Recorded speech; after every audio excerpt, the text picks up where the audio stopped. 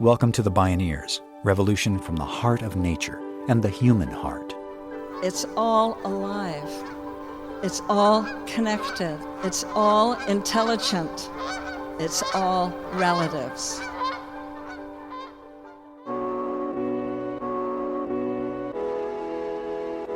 What is it I can do tomorrow to change the system, or more specifically, to lay down an irreversible foundation in projects, in organizing, in politics, etc., that establishes the basis for a transformation?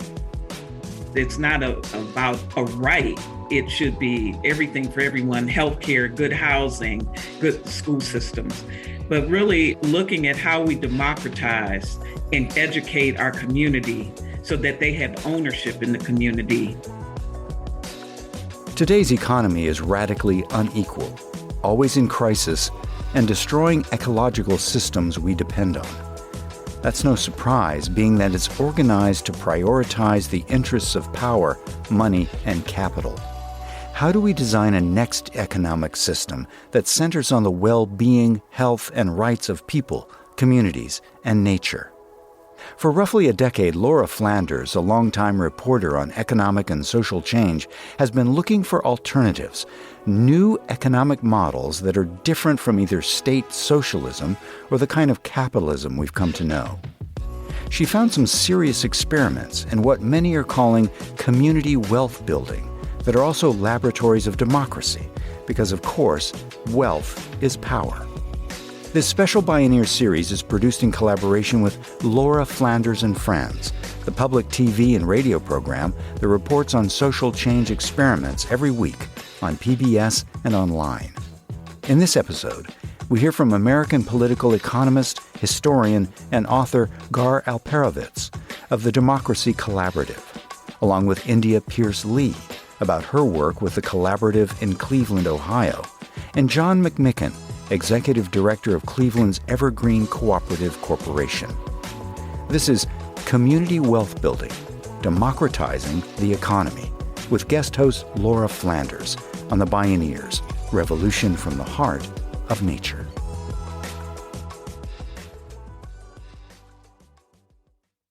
You don't have to be an expert to know that the economy isn't working for most people. Most of us are falling behind, running in place, or working more than one job, and a whole lot of us just aren't happy. Hi, my name is Sabrina Johnson. I make $9.57 at Chipotle, $10 at the airport, $13.88 doing home health aid. The reason I'm fighting for $15, I'm tired of struggling, waking up at 6:30 in the morning, not come home till 1 a.m. in the morning or 2 a.m. This is what I do every day, work 7 days a week, no days off. I mean, it's crazy because I work 2 jobs. I'm tired all the time. So it's like I don't have time for my kids at all. At Starbucks, I gotta work 40 hours, and in Dunkin' Donuts, I work 30 hours. When economists measure wealth, the U.S. is the top or one of the top 2 wealthiest nations in the world and has been for over 60 years. But measure happiness by looking at health, education, good governance, ecological diversity, or the ability to make really consequential choices in life, and this super-rich nation isn't even in the top 10. So what's the problem? Behind most social and ecological harms lurks an economic motive. So could there be a way to change those motivations by restructuring the economy so as to put the health and happiness and rights of people, places, and the natural world at the center? One such approach is called community wealth building. It's a way to democratize the economy, create more cooperative and worker-owned businesses, care for our communities, and share wealth with the many in a way that is good for us and the planet. One of the early thinkers behind this approach was political scientist and author-activist Gar Alperovitz. Everybody knows we live in something called corporate capitalism. Now, that means there's extreme concentration of wealth ownership. But the systemic problem is how you organize an advanced system so that you can reverse these trends with the institutions moving with you rather than against you. Gar Alperovitz has spent his entire life coming up with ways to organize people, property, and wealth differently, so as to serve society and the planet better than the way we do it now. As a young person, he worked in government on programs like the War on Poverty. He also worked with outside advocacy groups like the Institute for Policy Studies, which he helped to found, and Dr. Martin Luther King Jr.'s Poor People's Campaign. Over and again, he saw how getting good politicians elected and even good government programs enacted wasn't enough. The way the economy worked simply skewed things in favor of the rich and powerful. Here's Gar at a Bioneers conference back in 2012. One of the central issues is the distribution of income. There's been a 30-year kind of flattening out of people working and not gaining at all. Most of the gains of This is incredible, actually. Most of the gains of the economic system over the last 30 years have gone to the upper top 1% to 2%. It's extraordinary. That's new in history. And it tells you it's a systemic problem, something deeply anchored in the nature of the system, not simply a political problem and not simply a policy problem, but something in the basement of the system is grinding out these kinds of long trends. Other trends are also there in terms of global warming, that one way or another, the system is producing more climate-changing gases, and they're long trends of increase. We're not altering them through the political system or the economic system, and it tells you that it's a deep problem that has to be looked at in a different way than the usual political problem or the usual economic problem. In 2012, when Gar was speaking, 400 Americans had more wealth than the bottom 50% of us. By 2019, just 7 years later, 3 billionaires, Bill Gates, Warren Buffett, and Jeff Bezos, had more combined wealth than the bottom half of the population. That's 160 million Americans. During the pandemic and the cost of living crisis years between 2020 and 2023, that trend just got worse. Almost 2/3 of all the new wealth created in those years, a whopping $26 trillion, went to the richest 1%. And it's not as if they gave back. Between 1980 and 2018, the Institute for Policy Studies reported that the taxes paid by America's billionaires, measured as a percentage of their wealth, went down, decreasing 79%. It's not only inequitable, that is, there's inequality in that, and obviously we know a lot about how that feels and what it means, but it's politically very powerful. Most economic systems, whether it be medieval systems or capitalist systems, socialist systems, who owns wealth often determines who has power. Now, it's common sense, but when you think about these numbers, it's very difficult to have a democratic system because so much power goes along with that level of money. It's hard to adjust that politically because the roots of the power system are anchored in the very wealth that you're trying to deal with. So it's intractable, it's systemic. It's sort of built into the architecture of the political economic system. Very difficult. So the problem isn't shallow, it's structural, discovered Gar. Not the bad actions of a few greedy individuals, but an entire system designed to benefit those who were already wealthy. And that made it hard to fix. Without a more fundamental overhaul, wealth and power would keep concentrating, and militarism and environmental extraction would keep society and our planet on a devastating track. What was needed wasn't a tweak, a bigger trickle of money, say, from the bottom to the top through charity or taxes or short-lived government programs that are always on the chopping block, but a healthier way to build wealth in the first place, a way that thinks more about consequences for people and the planet, and spreads resources and power more evenly around. But all that would require a next system. The good news is, many of the elements of that system are already in place. If you look at that concentration of wealth, what would be the alternative to it that was more democratic? What do we know about democratic ownership of wealth in practical American terms that might give us examples, but also kind of the elements of a vision that might begin to point us towards a new direction? So let me give you an example. There are 130 million Americans who are members of co-ops and co-op credit unions.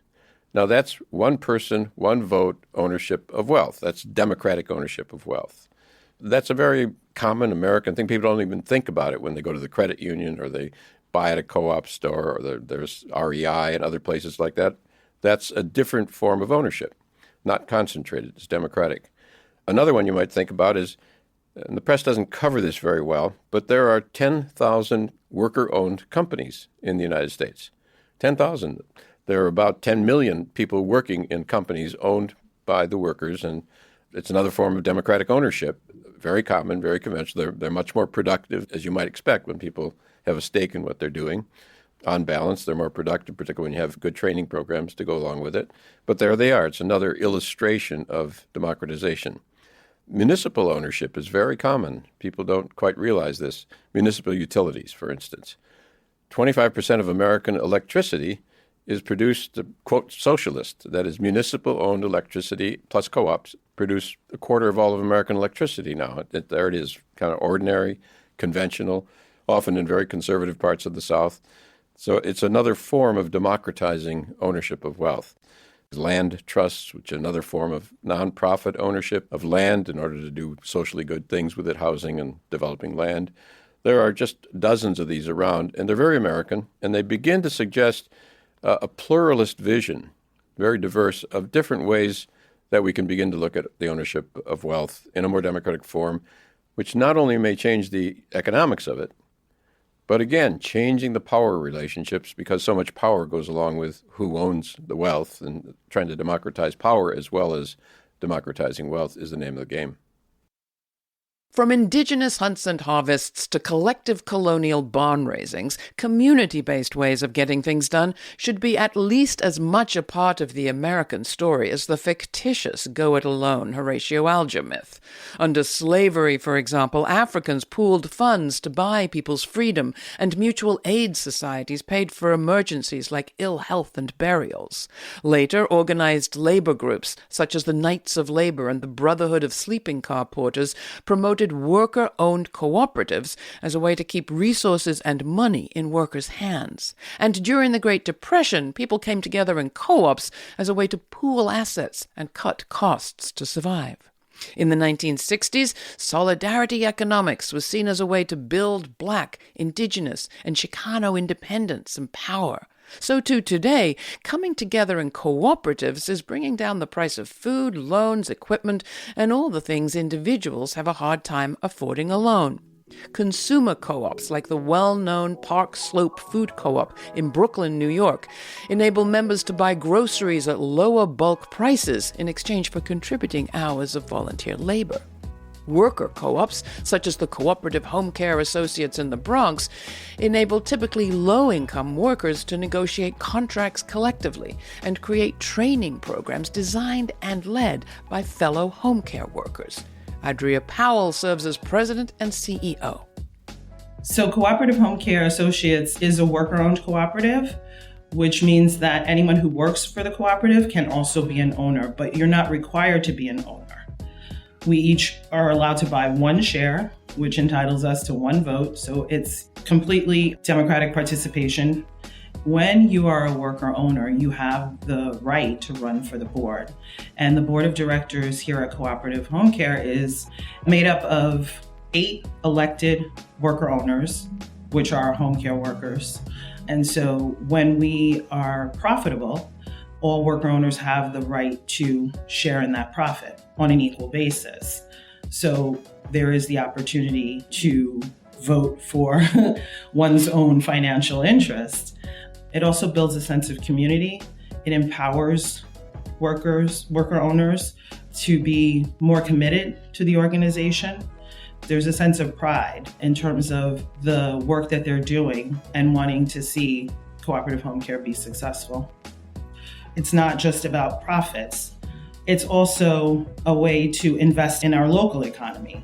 Our workers come from the areas that we serve our clients in. They live in the same areas, in the Bronx, in Manhattan, what are traditionally low-income areas. And so by being a for-profit, we're investing back into our community. When people are earning wages, collecting dividends, it's going to stay within our community. In a cooperative, every member has one vote. Together they own the business, come up with the rules, set the wages, and share in its success. Cooperatives also commit to helping one another. So it was that in 2020, when the COVID pandemic hit, Opportunity Threads, a sewing cooperative in South Carolina, organized with the Carolina Textile District to retool their production in order to sew masks. That pivot enabled them to keep cooperative home care associates in the Bronx supplied with personal protective equipment when there were few masks to go around for healthcare workers on the front lines. Cooperation and putting community interest first are core concepts to community wealth building. To counter corporate globalization, which tends to extract wealth from a place, community wealth building seeks to relocalize it. To reverse the extreme concentration of wealth in the hands of a few, community wealth building strategies work to distribute assets and wealth widely and democratize business structures so as to share decision-making and value labor and land. In contrast to counting on short-term profits, community wealth building takes the long view about what is best for a healthy economy, people, and planet. So where do we go from here? Again, Gar Alperovitz. So the system problem, not only how do we get from here to there, what is the nature of the design that you would actually want to live in? Who would own things? Where would the power come from? Would it be an expansionary system? Corporations have to expand. They've got to keep reporting more profits, and that has environmental implications for big corporations.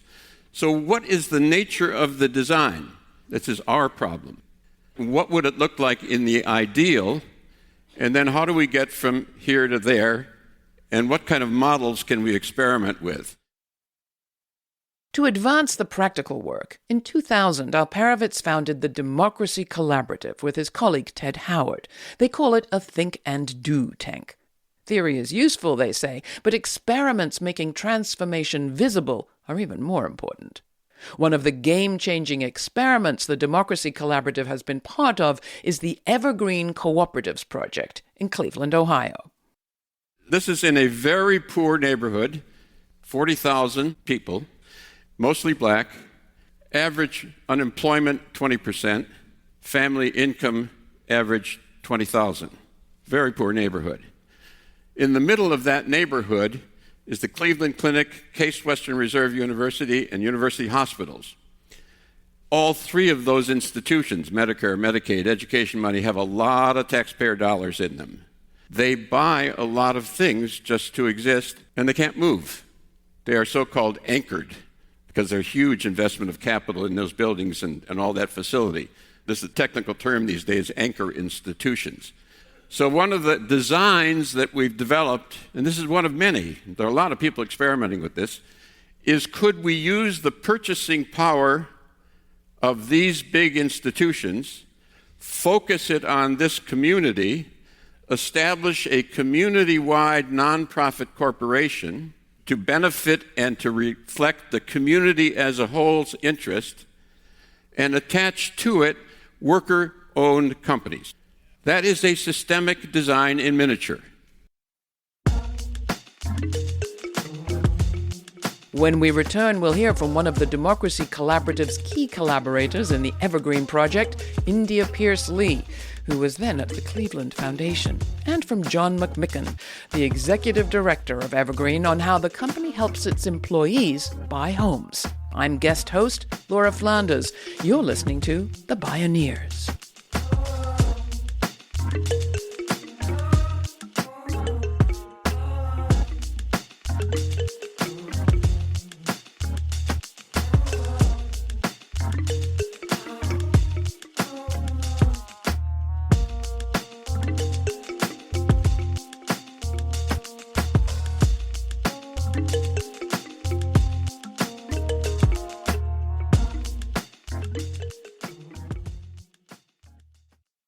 You can visit Bioneers.org to subscribe to our newsletters and podcasts.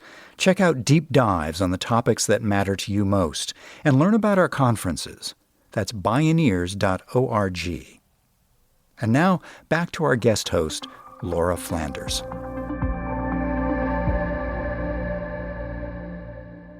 Anchor institutions, deeply rooted in place, such as universities and hospitals, are key to community wealth building. Starting in 2008, the Democracy Collaborative partnered with several of Cleveland's most prestigious anchor institutions in order to develop a community wealth building approach to buying stuff. Instead of contracting with a far-off non-union laundry service, for example, the Cleveland Clinic agreed to contract with Evergreen, a cooperative laundry owned and run by its employees, the vast majority of whom are African Americans living nearby. Cleveland at the time was anything but evergreen, having once been one of the great U.S. industrial cities, attracting workers from around the world and across the country. Cleveland's boom began to slow in the 60s, and over the next 3 decades, the city lost 24% of its population. By 1975, Cleveland ranked in the nation's highest 20% in terms of poverty, unemployment, dilapidated housing, municipal debt, and violent crime. As the century drew to a close, globalization, white flight, and years of budget cuts only made things worse. And it wasn't arbitrary who was left behind. Here's India Pierce Lee. We have all the disparities, I think, but what people have finally begun to acknowledge since 2020 that a lot of us have been fighting for decades is that understanding the root causes of every issue is tied to systemic and institutional racism. I mean, we talk about wealth building, we talk about building equity, we talk about disinvestment, but then we have to look at the policies, the practices that have plagued the redlining in our communities that have caused this decades and decades, and now we're trying to swim our way out of. India Pierce Lee worked on community development for a community foundation, the Cleveland Foundation, for 16 years, starting in 2006. Community wealth building, she says, provided a way to address historic wrongs methodically through policy, as methodically as the wrongs of systemic racism were committed in the first place. I spoke with India Pierce Lee in 2022. So we've been at this work now about 17 years.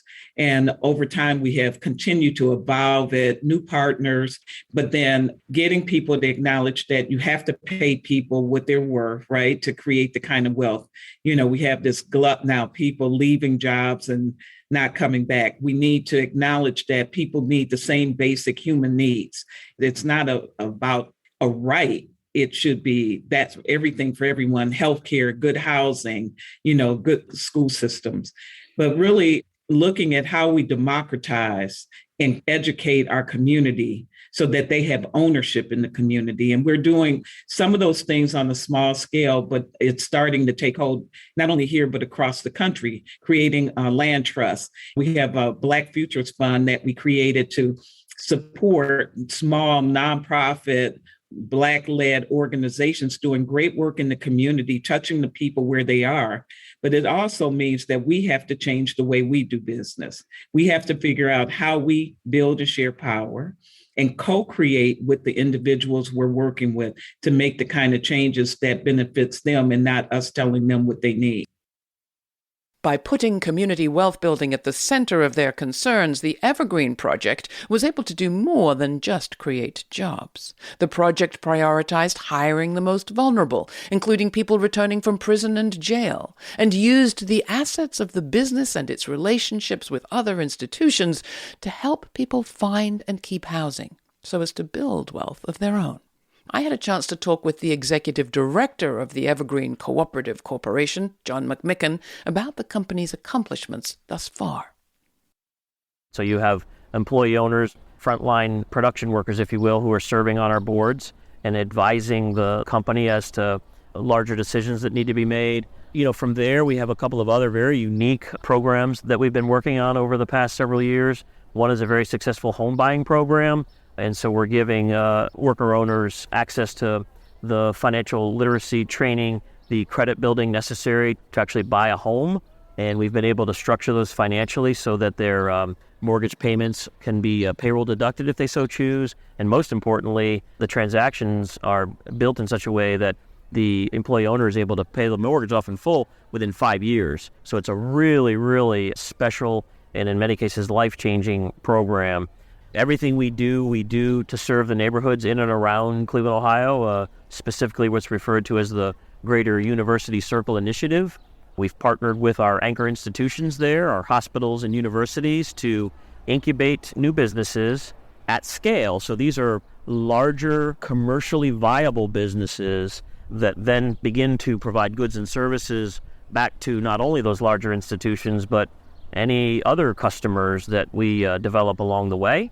But again, in doing so, we are structuring them so that no less than 80% of the equity of these companies is held by the employees and will always be held by the employees. So there's some very neat mechanisms put in place to ensure that there's no change to that structure, there's no dilution to that structure over time. So 50 years from now, hopefully these three cooperatives and more are still in business, and if they are, they will still be at least 80% owned by the full-time employees.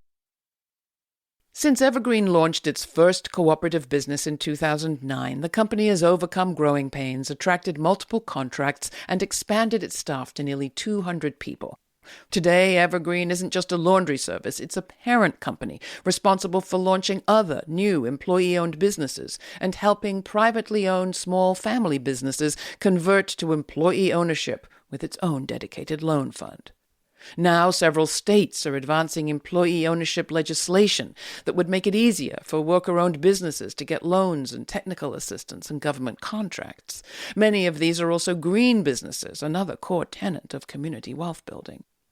Can all these democratic experiments be woven together to create a next system? One that creates wealth that is deeply rooted, widely shared, and in the hands of local, forward-looking residents committed to a livable planet and thriving local economies into the future? That's the essence of community wealth building. It won't be easy, but it's the work of our times, believes author, activist Gar Alperovitz. What is it I can do tomorrow to change the system, or more specifically, to lay down an irreversible foundation in projects, in organizing, in politics, etc., that establishes the basis for a transformation? That's not saying, tomorrow I will change the system. My heroes are the civil rights workers in Mississippi in the 1930s. We don't know many of their names. They laid the foundation for the 1960s. That is where I think we are, and to see ourselves in that role, I think is empowering, and we're seeing a lot going on. The Democracy Collaborative produced a community wealth-building handbook recently, a kind of field guide for policymakers, advocates, and engaged citizens. We'll post a link on this episode page. Go to bioneers.org/radio. These laboratories of economic democracy are spreading, maturing, and reaching critical mass. For the Bioneers, I'm Laura Flanders. You can find out more about this series on community wealth building at bioneers.org and watch episodes of Laura Flanders and Friends at lauraflanders.org. This special episode of The Bioneers was produced by Laura Flanders and Abigail Handel, with help from Jeannie Hopper, Jeanette Hernandez, and David Neumann, of Laura Flanders and Friends. Bioneers executive producer is Kenny Ausubel. Senior producer, Stephanie Welch. Producer, Teo Grossman. Host and consulting producer, Neil Harvey. Program engineer and music supervisor, Emily Harris. I'm Neil Harvey. Thank you for listening. This is program number 267.